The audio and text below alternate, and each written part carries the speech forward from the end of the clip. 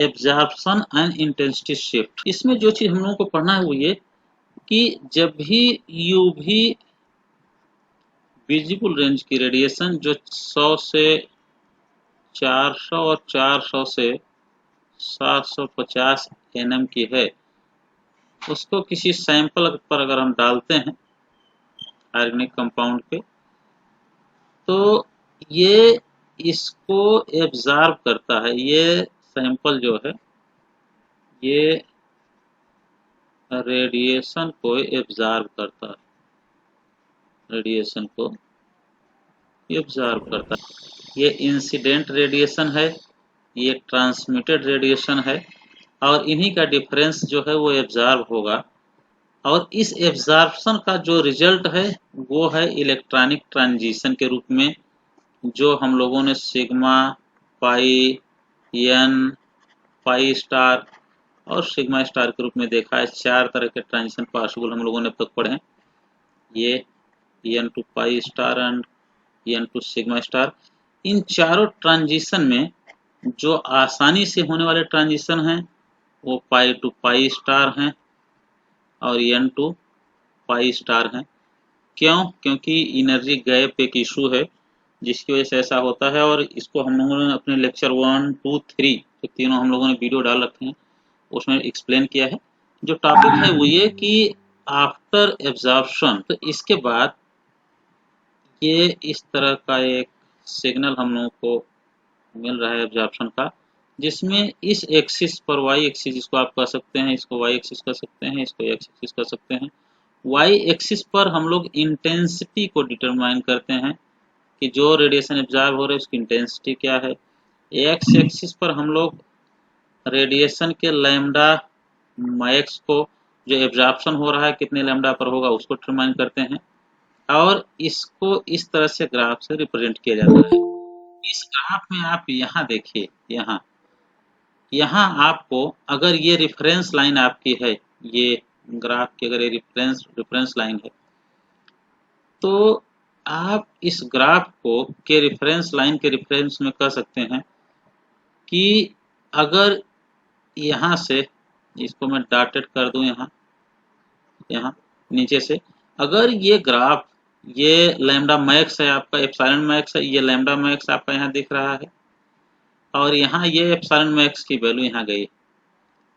अब आपके सामने क्या क्या विकल्प हैं कि एनी फैक्टर जो लैम्डा मैक्स को बढ़ा दे एक पार्ट, दूसरा डिक्रीज लैम्डा मैक्स, कोई फैक्टर जो लैम्डा मैक्स को बढ़ा रहा हो, जो लैम्डा मैक्स को घटा रहा हो। वो किसको बढ़ा घटा रहा है? वो एब्जॉर्प्शन को शिफ्ट कर रहा है, वो एब्जॉर्प्शन को शिफ्ट कर रहा है। एब्जॉर्प्शन की वैल्यू बढ़ रही है, एब्जॉर्प्शन की वैल्यू घट रही है। और पहला ये हो गया। दूसरा ये है कि आप, कोई फैक्टर ऐसा भी सकता है जो एप्सिलॉन मैक्स को बढ़ा रहा हो या एप्सिलॉन मैक्स को घटा रहा हो, तो वो इंटेंसिटी को बढ़ा रहा है या घटा रहा है। तो कौन से फैक्टर्स होंगे जो एप्सिलॉन मैक्स और लैम्डा मैक्स को बढ़ाते घटाते हैं, और उनको कैसे रिप्रेजेंट किया जाता है, इसको एक बहुत ही साफ सुथरा ग्राफ बना करके मैं दिखाना चाहता हूँ आपको कि कोई फैक्टर जो इसको बढ़ा रहा हो या घटा रहा हो, या कोई फैक्टर जो लैम्डा को राइट साइड ले जा रहा हो तो बढ़ा रहा होगा। क्यों? क्योंकि इधर ले जाने का मतलब कि 750 nm की तरफ जा रहा है। अगर इधर है तो आप समझ लीजिए कि 400 nm है। अगर हम विजिबल को ले रहे हैं तो आर, इसको कह सकते हैं कि 100 से लेकर के ये 750। ये देखिए आप, अब कोई फैक्टर्स जिसकी वजह से अगर ये लैम्डा मैक्स की वैल्यू दाहिने तरफ शिफ्ट होती है तो इसको क्या कहेंगे, अगर बाएं तरफ शिफ्ट होती है तो उसको क्या कहेंगे। कोई फैक्टर जिसकी वजह से लैम्डा मैक्स की वैल्यू, सॉरी एप्सिलॉन मैक्स की वैल्यू बढ़ती है तो उसको क्या कहेंगे, एप्सिलॉन मैक्स की वैल्यू घटती तो उसको क्या कहेंगे। अगर किसी फैक्टर की वजह से लैम्डा मैक्स की वैल्यू दाहिने तरफ बढ़ती है तो इसको जो टर्म यूज किया जाता है यहाँ, उसको हम लोग कहते हैं बैथोक्रोमिक शिफ्ट। बैथोक्रोमिक शिफ्ट के नाम से जाना जाता है। और इसको sometimes we also called red shift. देखिए ये ओल्ड कॉन्सेप्ट है रेड शिफ्ट का, एक्चुअल नेम उसका बैथोक्रोमिक शिफ्ट ही है। दूसरा, अगर लैम्डा मैक्स की value left hand side shift हो रही, इस तरफ अगर लैम्डा मैक्स की वैल्यू जा रही है, इसको हम लोग कहेंगे hypsochromic shift, HYPSO, hypsochromic shift, ये कहेंगे आप इसको। और इस हिप्सोक्रोमिक शिफ्ट का को हम लोग कभी कभी ब्लू शिफ्ट भी कहते हैं। इसीलिए कहा जाता है कि ये ओल्ड कॉन्सेप्ट है, क्योंकि सबसे लेफ्ट में वायलेट होता है, ब्लू नहीं होता, तो उसको ब्लू शिफ्ट क्यों कहते हैं, वायलेट शिफ्ट कहना चाहिए ना। तो इसलिए कहा जाता है कि ये ब्लू शिफ्ट नाम is not A correct name, आप नेम जो प्रोनाउंस करेंगे वो हिप्सोक्रोमिक शिफ्ट करेंगे। और एनी फैक्टर जिसकी वजह से आपके एप्सिलॉन मैक्स की वैल्यू बढ़ रही हो, एप्सिलॉन मैक्स अगर बढ़ रहा हो, तो उसको कहेंगे hyper chromic shift, hyper chromic shift. और कोई फैक्टर जिसकी वजह से एप्सिलॉन मैक्स की वैल्यू अगर घट रही हो, तो उसको हम लोग कहेंगे हाइपोक्रोमिक शिफ्ट, हाइपोक्रोमिक शिफ्ट। अब आप एक चीज समझिए कि जो हम लोगों ने एब्जॉर्प्शन पढ़ा है, सिग्नल पढ़ा है, उसमें 4 तरह की शिफ्ट की पॉसिबिलिटीज हैं कि अगर कोई कंपाउंड रेडिएशन को एब्जॉर्ब कर रहा है और उसमें कोई फैक्टर चेंज करें, तो उसका लैम्डा मैक्स बढ़ सकता है, उसको हम लोग बैथोक्रोमिक शिफ्ट के नाम से जानेंगे। अगर किसी फैक्टर की वजह से लैम्डा मैक्स घट जाए तो हिप्सोक्रोमिक शिफ्ट के नाम से जानेंगे। किसी फैक्टर की वजह से अगर एप्सिलॉन मैक्स बढ़ जाए तो हाइपरक्रोमिक शिफ्ट के नाम से जानेंगे, और किसी फैक्टर की वजह से अगर एप्सिलॉन मैक्स घट जाए तो हाइपोक्रोमिक शिफ्ट के नाम से जानेंगे। तो अब हम वन बाय वन देखते हैं कि वो फैक्टर्स क्या हो सकते हैं। तो अगर हम पहला लें जिसको हम लोग कहते हैं बैथोक्रोमिक शिफ्ट, अब इसको समझें, बैथोक्रोमिक शिफ्ट, और इसको हम लोग रेड शिफ्ट के नाम से भी जानते हैं। क्यों ऐसा जानते हैं, दोनों को मैं एक साथ बताता हूँ। देखिए, इसको हम लोग कहेंगे कि एनी फैक्टर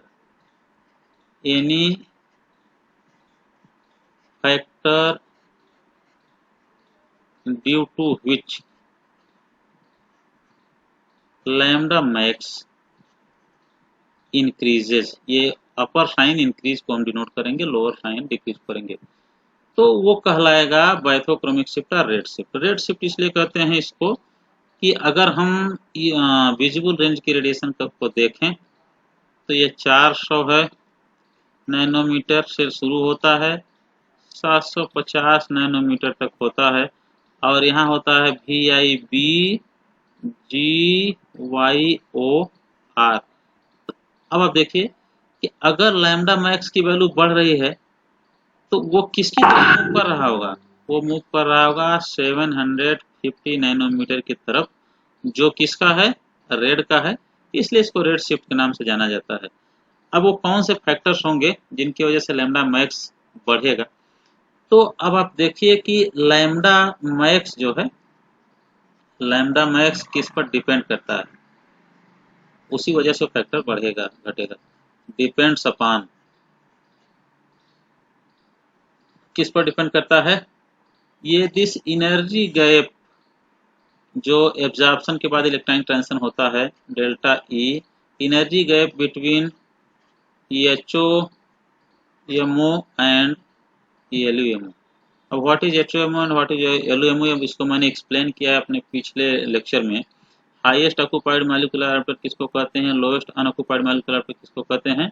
हाईएस्ट ऑक्यूपाइड से लोएस्ट अनऑक्यूपाइड मॉलिक्यूलर ऑर्बिटल में इलेक्ट्रॉनिक ट्रांजिशन होता है, इसको कभी कभी हम लोग ग्राउंड स्टेट भी कहते हैं, और इसको एक्साइटेड स्टेट भी हम लोग कहते हैं, लेकिन मेन टर्म है HOMO एंड LUMO। तो अगर ये इनके बीच ये लैम्डा मैक्स डिपेंड कर रहा है किस पर, डेल्टा ई पर, लैम्डा मैक्स डेल्टा ई पर डिपेंड कर रहा है, तो एनी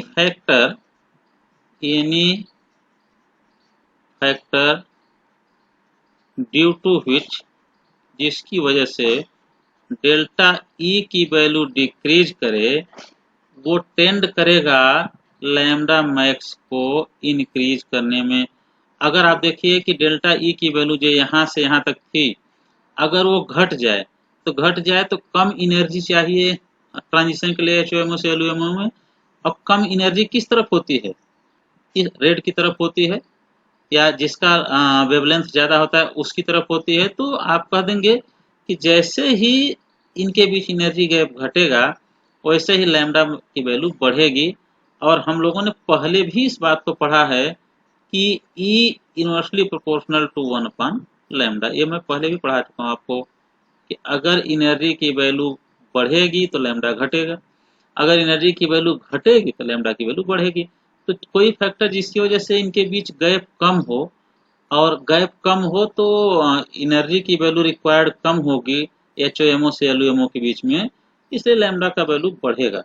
और उस शिफ्ट को हम लोग कहेंगे रेड शिफ्ट हो रहा है या बैथोक्रोमिक शिफ्ट हो रहा है। तो फैक्टर्स क्या क्या हो सकते हैं, उसमें से एक फैक्टर जो हम लोगों को पढ़ना है वो फैक्टर है सॉल्वेंट, जिसको मैं पढ़ा चुका हूँ अपने पिछले लेक्चर में।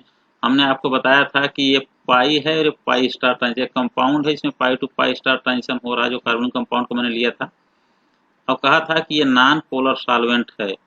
अगर इसी को पोलर सॉल्वेंट में डिजॉल्व कर दिया जाए तो इसकी एनर्जी घट करके इतनी हो जाती है, ये पाई टू पाई स्टार ही है, लेकिन एनर्जी गैप कम हो गया। तो डेल्टा ई जो नॉन पोलर सॉल्वेंट में था और डेल्टा ई डैश जो है वो पोलर सॉल्वेंट में है।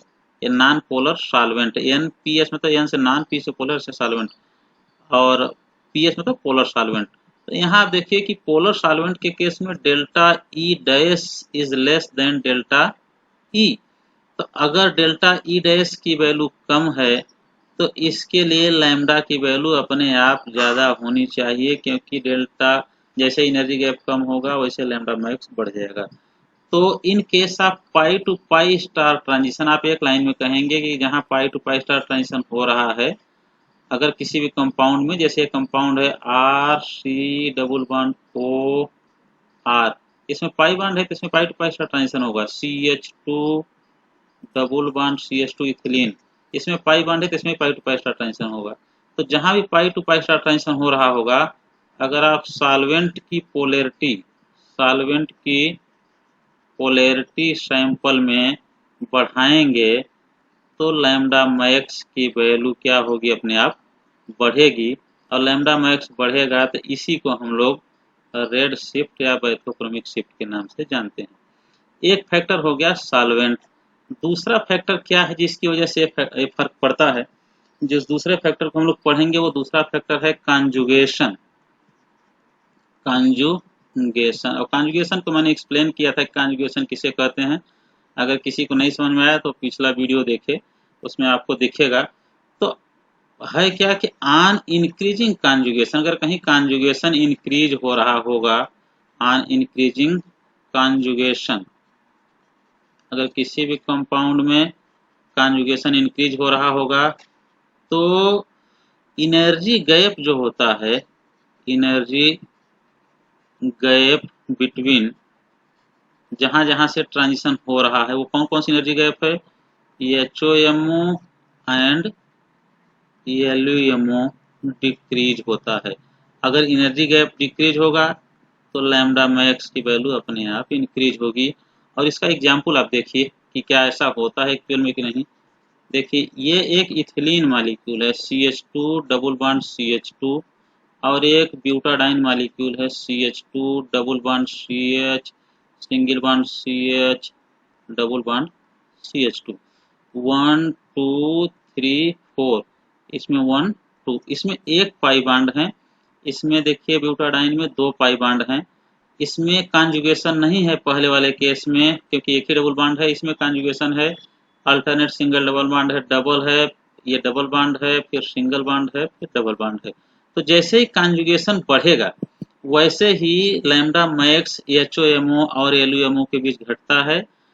तो अगर energy gap HOMO and LUMO के बीच घटता है, अगर एनर्जी गैप घटेगा तो लैम्डा मैक्स की वैल्यू बढ़नी चाहिए, ऐसा फैक्ट है। तो इसका मतलब कि इन दोनों के एब्जॉर्प्शन में, पहले और दूसरे के एब्जॉर्प्शन के लैम्डा मैक्स में अंतर होना चाहिए। तो जब पहला वाला हम लोग देखते हैं तो इसका होता है वो ये 175 नैनोमीटर पर एब्जॉर्ब करता है ये। और जब हम ब्यूटाडाइन के केस में देखते हैं तो ये होता है 217 या 215, शायद 217 नैनोमीटर पे ऑब्जर्व करता है। तो आप देखिए कि दूसरे वाले केस में कॉन्जुगेशन बढ़ गया, तो यहाँ लैम्डा मैक्स की वैल्यू भी 175 से बढ़कर के 217 नैनोमीटर हो गई। एक ये फैक्टर है कि अगर कहीं कॉन्जुगेशन बढ़ रहा है तो समझिए लैम्डा मैक्स की वैल्यू ज़्यादा होगी, या आप ध्यान में रखिएगा, ताकि जहाँ भी कॉन्जुगेशन बढ़े आप लैम्डा मैक्स को समझ लीजिए, अपने आप जान लीजिए कि लैम्डा मैक्स में ज़्यादा होने वाला है। तीसरा जो फैक्टर है जिसको हम लोग पढ़ते हैं वो है ऑक्सोक्रोम। ऑक्सोक्रोम को अगर हमको समझना है, तीसरा फैक्टर है ऑक्सोक्रोम। ऑक्सोक्रोम, हमने ऑक्सोक्रोम और क्रोमोफोर आपको बताया था, और ये बताया था कि क्रोमोफोर ऐसा होता है जो कलर प्रोड्यूसिंग कंपाउंड है, और ऑक्सोक्रोम वो होता है जो खुद कलर नहीं होता, लेकिन किसी क्रोमोफोर के साथ जुड़ जाए तो उसके कलर को और इनहेंस कर देता है। तो यह है ऑक्सोक्रोम का कॉन्सेप्ट। और इस ऑक्सोक्रोम में आप देखिए कि जस्ट वन मिनट,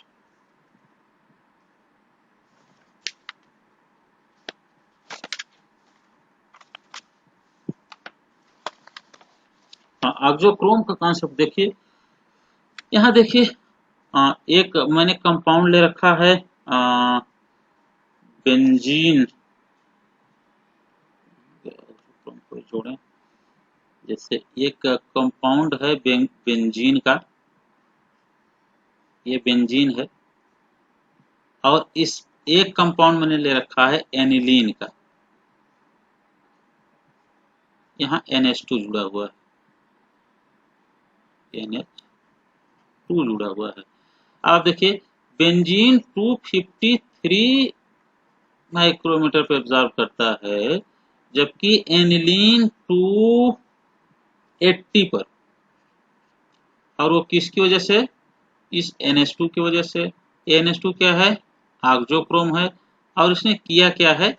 इसने किया यह है कि कॉन्जुगेशन को बढ़ा दिया, यहाँ डबल बॉन्ड, यहाँ सिंगल बॉन्ड, यहाँ लोन पेयर, तो कॉन्जुगेशन यहाँ बढ़ रहा है, इसलिए ऐसा हो रहा है। तीसरा जो चौथा फैक्टर हम लोगों को देखना है वो है हाइड्रोजन बॉन्डिंग। एक कंपाउंड में दिखाता हूँ आपको, जहाँ हाइड्रोजन बॉन्डिंग का भी कॉन्सेप्ट आपको एक्सप्लेन किया गया है, या कह दीजिए मीडियम, एसिडिक मीडियम, वहाँ हाइड्रोजन बॉन्डिंग होती है। मीडियम का इफेक्ट आप देख लीजिए कैसे होता है। अगर एनिलीन को हम, एनिलीन है NH2, इसको अगर हम नॉन एसिडिक, एनिलीन है, ये यहाँ पूरा जुड़ा होना चाहिए, ध्यान दीजिएगा, एनिलीन है, इसको नॉन एसिडिक मीडियम में अगर हम लें इसका सैंपल, ये देता है 280 माइक्रोमीटर पर, और इसी को अगर एसिड में डाल दें हम, तो इसमें क्या होने लगता है? 200, ये 280 है, सॉरी 203 पर ये ऑब्जर्व करता है। तो आप देखिए बाइथोक्रोमिक पढ़ रहे हैं, इसलिए हम कहेंगे कि अगर इसको एसिड में हम लें तो 203 पर आता है, अगर इसी से एसिड हटा के कोई और सैंपल ले लें, कोई और सॉल्वेंट ले लें तो 280 पर। तो यहाँ से आप देखिए कि 23 से बढ़ करके 280 हो गया सिर्फ मीडियम चेंज करने से। तो कोई भी फैक्टर हमने बताया जिसकी वजह से लैम्डा मैक्स की वैल्यू बढ़ रही हो, वो फैक्टर बाइथोक्रोमिक शिफ्ट कहलाएगा या रेड शिफ्ट कहलाएगा। अब हम लेते हैं दूसरा वाला जो हमारा शिफ्ट है, जिसको हम लोग कहते हैं hypsochromic shift, HYPSO, hypsochromic shift. और इसी को हम लोग कभी कभी ब्लू शिफ्ट भी कहते हैं, लेकिन ध्यान रखिए कि blue shift is not an right term, क्योंकि रेडिएशन ब्लू की तरफ शिफ्ट नहीं हो रहा है, रेडिएशन तो अल्टीमेटली वायलेट की तरफ शिफ्ट हो रहा है। तो इसको हम लोग कैसे डिफाइन करेंगे कि एनी फैक्टर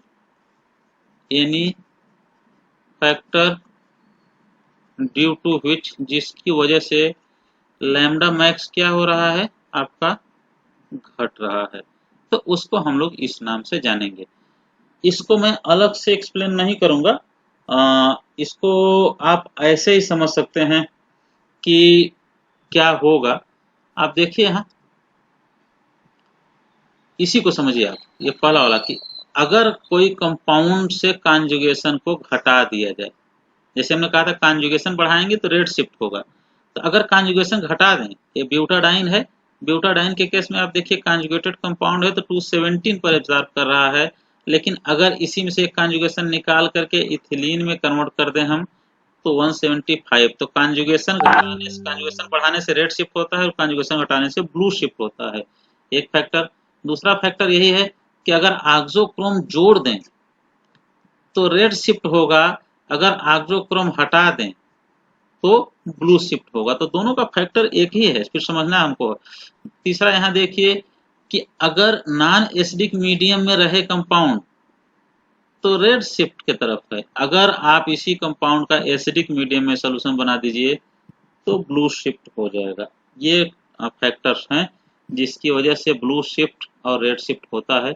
जो तीसरा हमारा एग्जाम्पल है वो है एप्सिलॉन मैक्स को लेकर के, जिनको हम लोग इंटेंसिटी शिफ्ट कहते हैं।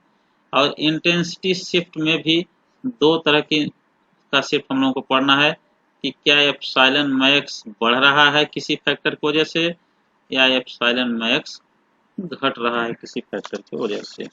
तो पहला हम लोग पढ़ते हैं कि एक एग्जाम्पल ले करके जिसको हम लोग कहते हैं अगर एप्सिलॉन मैक्स बढ़े, सॉरी एप्सिलॉन मैक्स बढ़े किसी फैक्टर की वजह से, अगर एप्सिलॉन मैक्स बढ़े एनी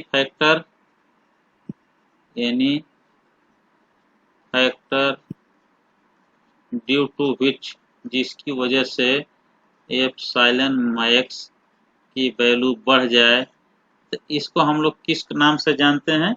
इसको हम लोग जानते हैं हाइपर क्रोमिक शिफ्ट। जो हमने पहले ग्राफ बनाया था उसमें हमने एक्सप्लेन किया था कि हाइपर क्रोमिक शिफ्ट इसको कहेंगे। और आप इसको कहाँ कहाँ देखते हैं ये हम लोगों को देखना है। तो let the example of hyper chromic shift. Suppose कीजिए कि एक पिरिडीन का स्ट्रक्चर हमने ले रखा है, ये पिरिडीन कंपाउंड,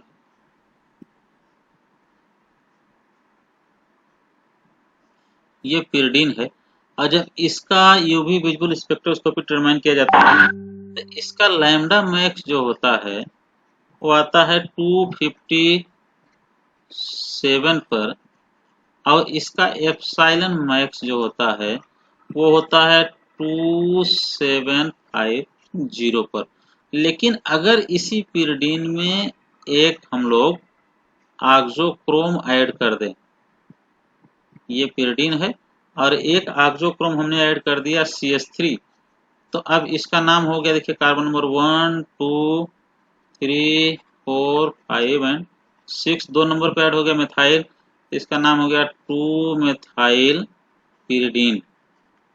और इसी कंपाउंड का, अगर इस कंपाउंड का सेकेंड कंपाउंड का हम लोग 2 मिथाइल पिरिडीन का अगर हम लोग लैम्डा मैक्स देखें, तो हमको लैम्डा मैक्स बेसिकली देखना नहीं, हमको एप्सिलॉन मैक्स देखना है, लेकिन दोनों को एक साथ में दिखाता हूँ ताकि आपको पता चले कि क्या दिक्कतें हुई हैं जिसकी वजह से चेंज भी हो गया। और ये एप्सिलॉन मैक्स इसका अगर आप देखिए तो इसकी वैल्यू आ जाती है 3560 पर। अब आप देखिए इस मेथिलीन की वजह से जो एक ऑक्सोक्रोम है, जो हम लोगों ने पहले भी पढ़ रखा है, एक ऑक्सोक्रोम है, इस मेथिलीन की वजह से जब मेथिलीन नहीं था तो एप्सिलॉन मैक्स की वैल्यू 2750 थी, और जैसे मेथिलीन ऐड हुआ उसकी वैल्यू बढ़ करके 3560 हो गई। तो ये वो फैक्टर हैं जिनकी वजह से एप्सिलॉन मैक्स बढ़ रहा है। और इसको ऐसे अगर कोई फैक्टर आ जाए जिसकी वजह से एप्सिलॉन मैक्स की वैल्यू बढ़ जाए तो उसको हम लोग हाइपर क्रोमिक शिफ्ट के नाम से जानेंगे। एक और एग्जांपल मैं लेता हूँ और डिटेल में बताता हूँ आपको कि ऐसा होता क्यों है बेसिकली। देखिए एक एग्जांपल है बाइफेनिल का, बाइफेनाइल, फेनिल मतलब होता है एक तरह से बेंजीन ग्रुप, और ये बेंजीन का बाइफेनिल का स्ट्रक्चर मैं बना रहा हूँ आपके सामने। एक बेंजीन ग्रुप है और बाई लिखा है तो 2 बेंजीन ग्रुप होने चाहिए जो आपस में से जुड़े हैं। ये बाइफेनिल का स्ट्रक्चर है और जब इसका एप्सिलॉन मैक्स डिटरमाइन किया जाता है तो कहा जाता है कि ये एप्सिलॉन मैक्स जो होता है ये होता है 19,000 पर, 19,000 पर। लेकिन यहाँ आप देखिए यहाँ से एक नंबर शुरू होता है 1 2 3 4 5 6। अगर इस रिंग में आपको करना है तो इसको 1 dash 2 dash 3 dash 4 dash 5 dash and 6 dash. ये एक स्ट्रक्चर हो गया।